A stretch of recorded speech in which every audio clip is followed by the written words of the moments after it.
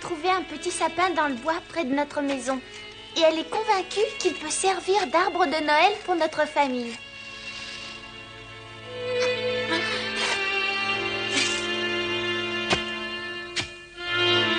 Jo, je crois que tu te fatigues pour rien. Les racines de cet arbre sont beaucoup trop profondes. Au lieu de parler, vous feriez beaucoup mieux de me donner un coup de main. Nous ne pouvons pas t'aider puisqu'il n'y a qu'une seule pelle et que c'est toi qui l'as. Vous pourriez mettre la terre de côté, au fur et à mesure que je l'enlève. Et tu veux qu'on fasse ça à la main? Naturellement. Oh non, moi je veux pas me retrouver avec les mains toutes noires. Mais regarde, les miennes, elles sont toutes sales et endolories.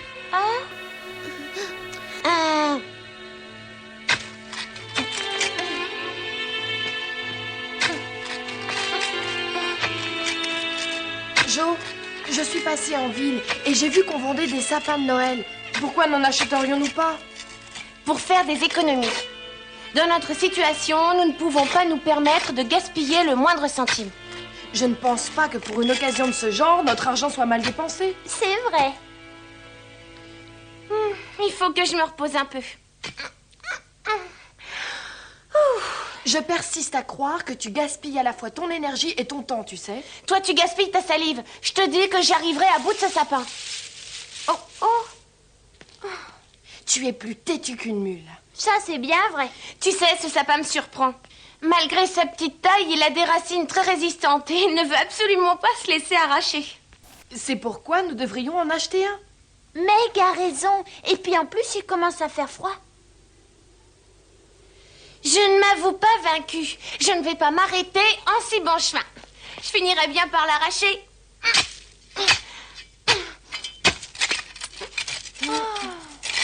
Je peux t'aider? Bonjour les filles. C'est trop difficile pour toi d'essayer de couper ces racines. Laisse-moi faire. Non, merci. Enfin, Jo, ne sois pas aussi borné et laisse Laurie t'aider. Et puis tu t'y prends mal. Regarde, tu as même de la terre sur la joue. Passe-moi la pelle. D'accord. Tu passais par là par hasard? Non, je vous ai vu toutes les trois sortir avec une pelle et vous diriger par ici. Aussi, j'ai décidé de m'habiller et de vous rejoindre. Tu avais compris ce que nous allions faire? Je viens me promener ici presque tous les jours et je savais qu'il y avait un petit sapin à cet endroit. Je vois. Je connais très bien ce bois car il appartient à mon grand-père.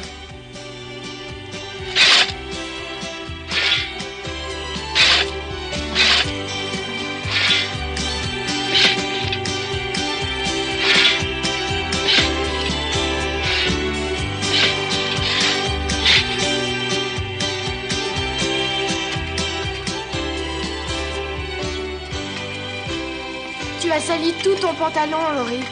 Oh, je peux toujours le laver. Je crains que ton grand-père ne se mette en colère. À cause du pantalon? Non, parce que nous avons arraché un de ses arbres sans lui demander la permission.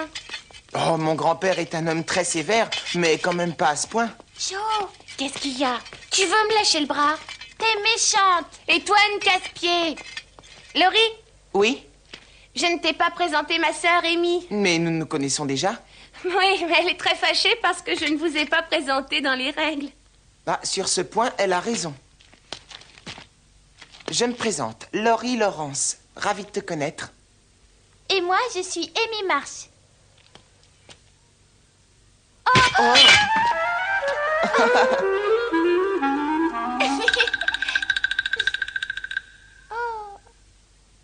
Ouais. Oh.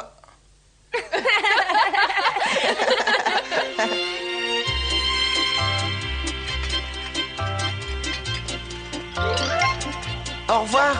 Laurie, qu'est-ce que tu dirais de venir demain à la représentation de notre pièce? J'irai avec un très grand plaisir. Vous êtes déjà de retour? Mais ce sapin est magnifique. Et imagine-toi que pour le rapporter, nous nous sommes presque faites voleuses.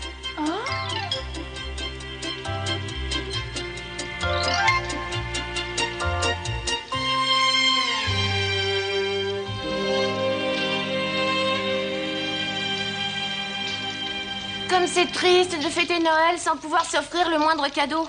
Moi, j'ai plus l'impression que c'est une fête. C'est justement pour ça que je déteste être pauvre. Vous savez très bien que ce n'est pas uniquement parce que nous n'avons pas d'argent. que maman nous a demandé de ne pas faire de cadeaux. Mais c'est surtout parce qu'il est indécent de dépenser l'argent en futilité alors que tant de gens sont dans le besoin. En temps de guerre, les sacrifices doivent être partagés par tout le monde. En ce Noël, nous devons penser aux autres avant nous-mêmes. Je sais, mais c'est bien triste quand même. Vous savez quel serait mon désir le plus cher, les filles? Si j'avais suffisamment d'argent, je ferais au moins un cadeau de Noël à maman. Moi aussi, j'aimerais bien lui en faire un. Même si tu n'avais pas de cadeau en échange? On ne doit pas faire de cadeaux dans ce but. Moi, ça me plairait pas. Tu devrais avoir honte de dire cela. Égoïste. Oh, Allons-y.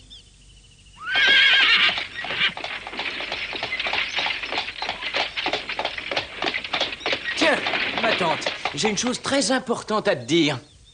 Je n'ai pas le temps et j'ai suffisamment écouté ton stupide bavardage. Mais je t'assure que c'est une chose extrêmement importante. Eh bien, tu m'en parleras à mon retour. Ma tante, attends une seconde, Oh, mais où va-t-elle comme ça? Voilà mon poison est enfin prêt. Aucun homme, aucun cheval, aucune créature au monde peut lui survivre. Ne peut lui survivre ne serait-ce qu'un seul instant. Mais après tout le temps qu'il m'a fallu pour mettre au point la formule, je me demande s'il est encore efficace. Où es-tu, ma bien-aimée? Où es-tu? Mes yeux n'arrivent pas à te voir. Et cependant, tu m'avais juré d'être ici. où es-tu, ma bien-aimée? Où es-tu? Mes yeux n'arrivent pas à te voir. Et cependant, tu m'avais juré d'être ici. dis-moi, quel est ton nom? Oh, Hugo, va-t'en, ne t'approche pas, ne fais pas un pas de plus. Rodrigue, aide-moi. Viens à mon secours, Rodrigue, je t'en supplie. Je ne peux pas m'éloigner, même pour un instant. Mais où es-tu donc en ce moment? Alors tout va bien. Vous savez tout votre texte pour la représentation. Moi, j'ai du mal à retenir des phrases aussi longues. Tiens, on a de la visite. Mais c'est toi qui parles le moins dans la pièce. Oh, on dirait que c'est notre tante. Dis-moi, Jo, tu n'aurais pas fait des petites méchancetés à notre tante? Mais non, quelle idée. Je vais lui ouvrir. Quelle bonne surprise, ma tante. Mais c'est moi qui suis surprise, décidément. C'est très pratique d'avoir une petite maison. Comment? J'ai tiré la sonnette il y a un instant à peine et tu es déjà venu m'ouvrir. Oh, en fait, je t'ai vu par la fenêtre, alors le temps que tu arrives à la porte...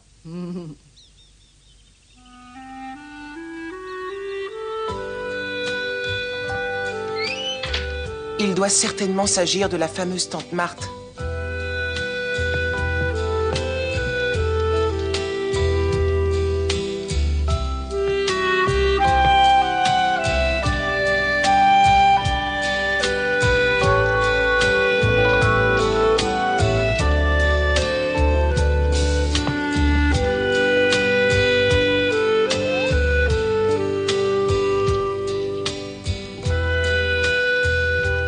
C'est charmant ici. La maison te plaît, ma tante? Votre petit sapin est magnifique. Pourquoi restes-tu debout, ma tante? Viens t'asseoir près de la cheminée. Oui, volontiers.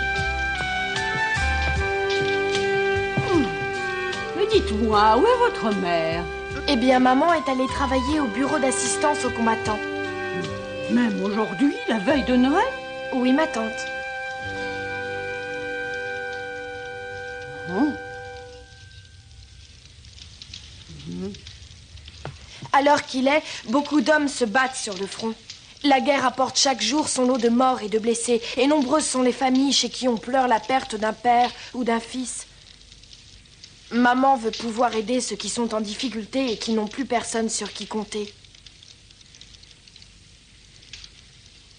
Votre mère est la personne la plus étrange que j'ai jamais rencontrée. Car finalement, votre père est lui aussi à la guerre en ce moment. Et son absence plonge votre famille dans une situation financière très difficile. Mais son absence ne nous empêche pas de continuer à vivre normalement. Pensez ce que vous voulez. Mais dans votre situation, votre mère n'a pas moins de raison de se faire aider que d'aider les autres.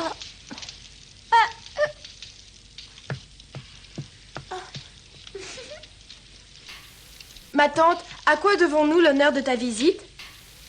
Impromptu? Ce n'est pas ce que je voulais dire. Tu sais bien que tu peux venir nous rendre visite n'importe quand. Tu seras toujours la bienvenue chez nous. Après tout ce que tu as fait pour nous. Bravo, ma petite. Tu sais te tirer d'affaire lorsque tu commets un impair. Eh bien, voici le but de ma visite. Je vous apporte vos cadeaux de Noël. J'ai pensé que le mieux serait de vous donner de l'argent. Ainsi, vous achetez ce que vous voudrez. Et je serai certaine de ne pas vous faire de cadeaux inutiles. Merci du fond du cœur, ma tante. Merci beaucoup, ma tante.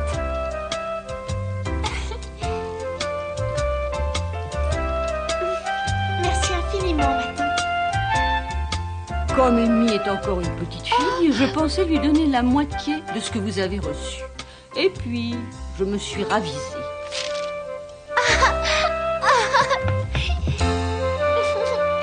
Je te remercie 1000 fois, ma tante.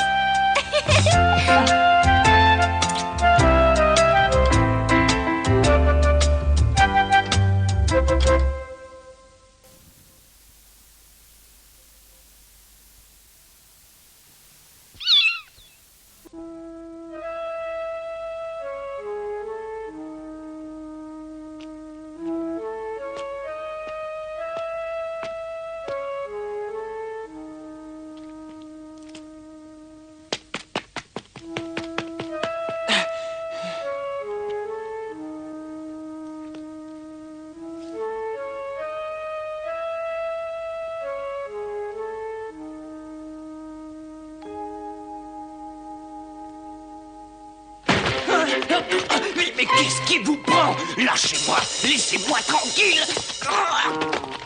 Mais voulez-vous me lâcher le bras, me laisser en paix? Mais vous êtes fous, quoi? Espèce de sale voleur, si tu crois que je vais te laisser partir comme ça, tu te trompes, mon vieux. Oh, mais je ne suis pas un voleur. Lâchez-moi, je vous dis. Mais alors pourquoi espionnes-tu cette maison? Je n'espionne personne. J'attends seulement quelqu'un. Ne cherche pas d'excuses. Il m'avait bien semblé reconnaître cette voix. Ma tante, dites-lui de me lâcher, ma tante. Il est en train de m'étrangler. Mais qu'est-ce qui se passe? J'ai trouvé ce type en train de rôder autour de la maison et de vous espionner par les fenêtres. Non, oh, mais j'attendais simplement ma tante. Je ne t'ai jamais demandé de venir m'attendre ici, David. Laisse-le, Laurie. David est le cousin de mon père. Et malgré l'antipathie qu'il nous inspire, c'est quand même un parent. Il a vraiment un comportement très bizarre. Oh, et de quoi est-ce que vous vous mêlez, vous? Jo, Hein? peux-tu me dire qui est ce jeune homme? C'est notre voisin. Il s'appelle Laurie Laurence. Laurie, je te présente ma tante Marthe. Laurence, dis-tu? Ne seriez-vous pas le petit-fils de James Laurence, par hasard? Si, madame. Ça fait une éternité que je n'ai pas eu des nouvelles de votre grand-père. Comment va-t-il? Il va très bien, madame. Tant mieux. Donnez-lui le bonjour de ma part, s'il vous plaît. Je n'y manquerai pas.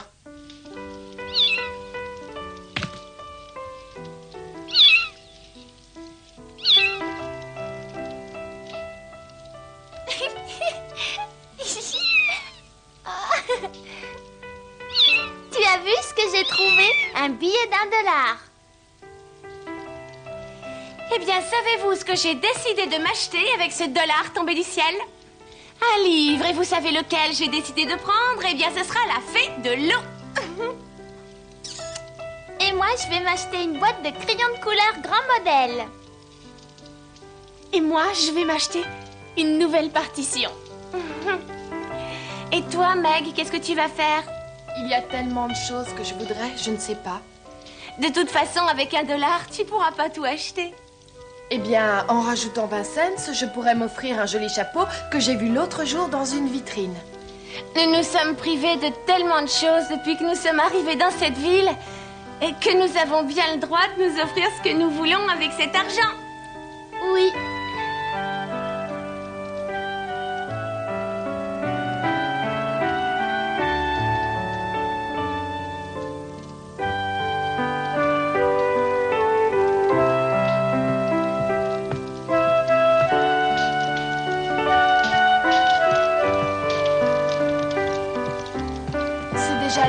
laquelle maman doit rentrer à la maison.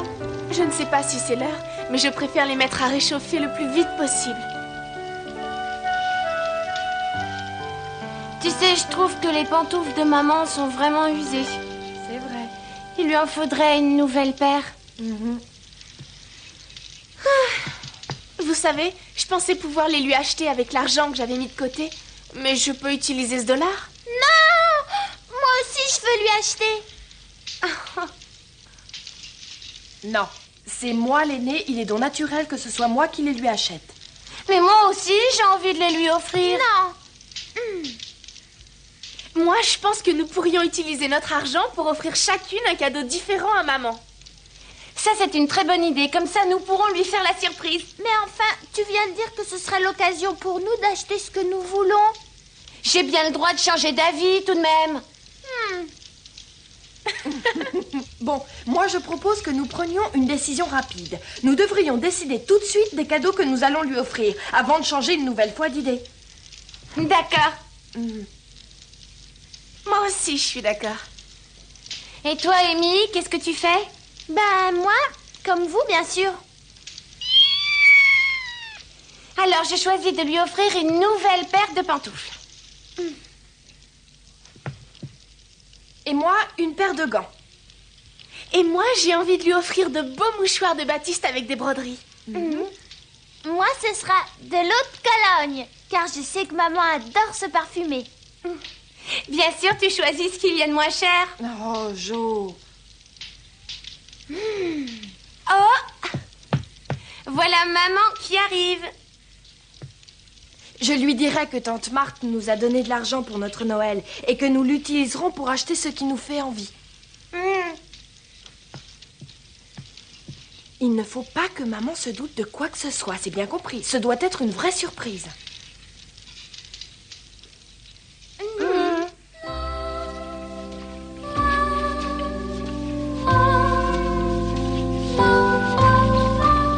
Comment allons-nous faire pour garder les paquets dans la maison sans que maman s'en aperçoive? Nous pourrions les mettre dans un panier que nous cacherions sous un de nos lits. Qu'est-ce que vous en dites? Bonne idée, Oui. Et puis demain matin, nous les disposerons sur la table et elle les ouvrira un par un. Oui, tout comme elle le fait pour nos anniversaires. Voilà. Il y a aussi des pantoufles dans ce magasin. Que diriez-vous de tout acheter ici? Ce chapeau vous va ravir, mademoiselle. Que pensez-vous de cette paire de gants? Ils sont très beaux. Nous vendons ces mouchoirs brodés $1 pièce.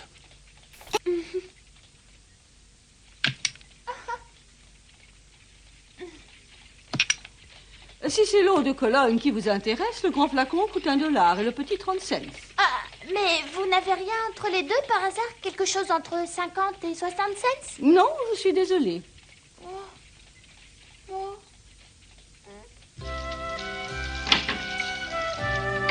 Je lui ai mis un petit mot.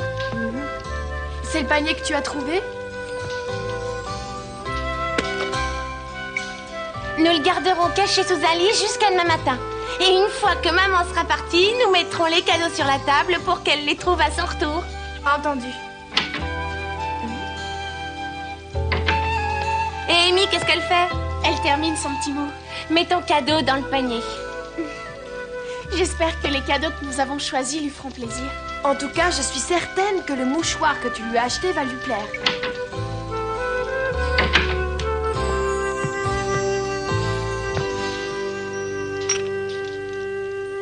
Mais ton cadeau est minuscule.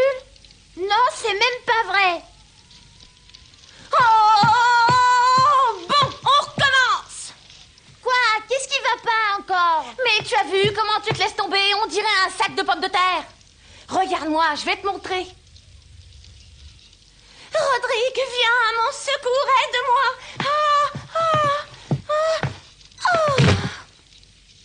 Bon, t'as compris? Je ne veux pas le jouer de cette façon. Tu le joueras comme je te l'ai dit. Allez.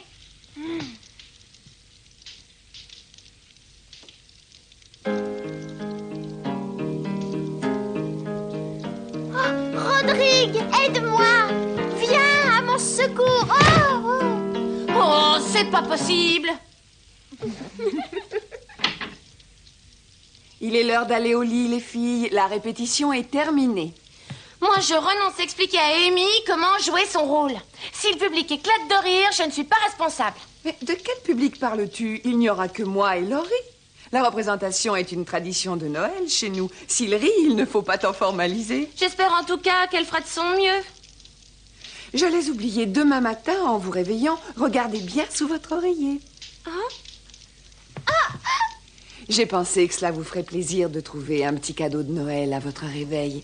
Mais maman, tu avais dit que cette année, nous ne devions pas nous faire de cadeaux. Ce n'est pas ce que j'ai dit.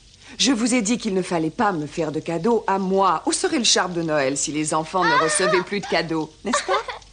Quel dommage, j'aurais tellement aimé que papa ait une permission pour fêter Noël avec nous. Moi aussi. Si seulement nous pouvions recevoir une lettre de lui. Papa sera absent, mais je suis certaine qu'il tient à ce que nous passions un bon Noël. Oui.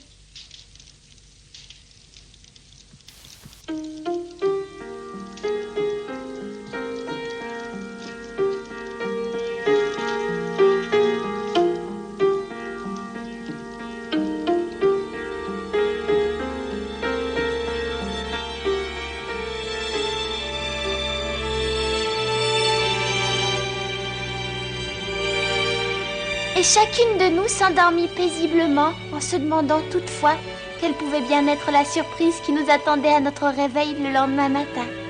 Quant à moi, je me demandais si je n'aurais pas dû prendre quand même le grand flacon.